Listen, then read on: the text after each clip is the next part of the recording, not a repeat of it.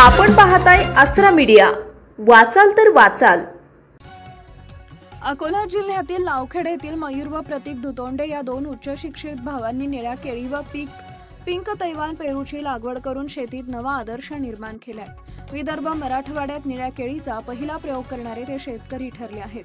2.5 acre क्षेत्रावर 2800 रोपं लावून त्यांनी केवळ 4 महिन्यात ही बाग विकसित केली असून जानेवारी-फेब्रुवारीत कापणी अपेक्षित आहे। या केळीची चव व्हॅनिला आणि आईस्क्रीम सारखी असून उत्पादन व पोषण मूल्य G9 आणि LK पेक्षा जास्त आहे। बाजारातही याला चांगला दर मिळतो। या प्रकल्पात सेंद्रिय शेती, पाण्याचं काटेकोर नियोजन आणि आधुनिक तंत्रज्ञानाचा वापर करून पर्यावरण स्नेही शेतीचा आदर्श उदाहरण त्यांनी घालून दिले। प्रगतशील शेतकऱ्यांचं मार्गदर्शन व सोशल मीडियातून मिळालेली प्रेरणा यामुळे हा प्रयोग यशस्वी ठरला।